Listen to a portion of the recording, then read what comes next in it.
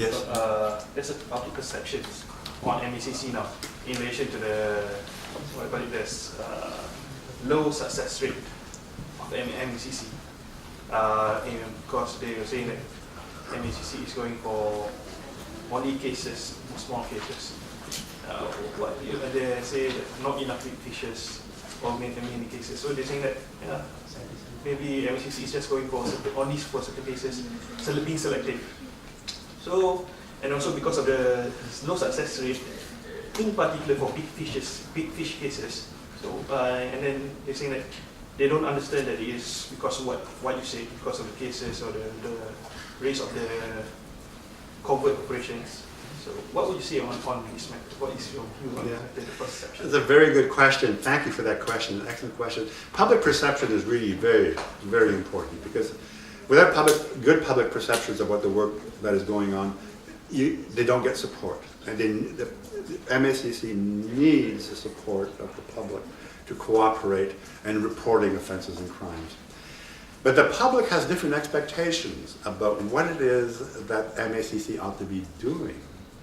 And often I will go through and read, when I'm at home in Canada or in France, I will spend some time going through your blogs. What are people saying in the newspapers about MACC? And I'm surprised. Well, it has to be expected. Is that many citizens are asking questions based upon their lack of knowledge about how MACC works and what the real authority is.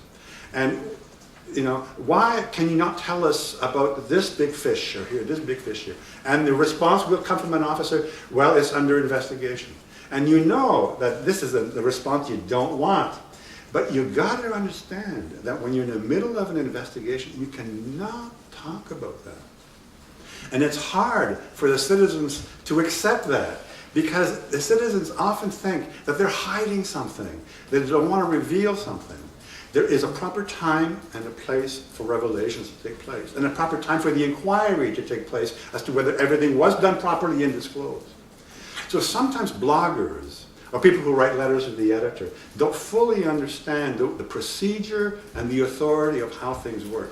So I think having the public more informed about the way MACC works would help a lot establish the confidence that when an MACC officer at the high-up is being interviewed and he says such and such and such and such, that it corresponds really with the procedures, and that you got to cut him a little bit of slack.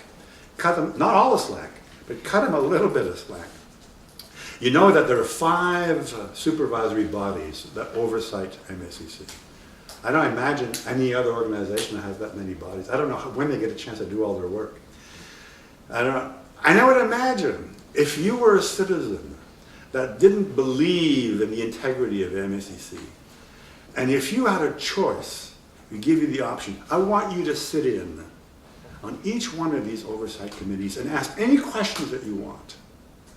I bet you would become much more informed about the degree of conscientiousness, degree of control, the attempt to monitor and correct errors that are made, and to prevent errors from being made that would take place. Unfortunately, most citizens are not permitted to enter those commissions. But it would be a great opportunity. Maybe you could ask Deto Abu to do an experiment. Well, I don't know whether that's possible.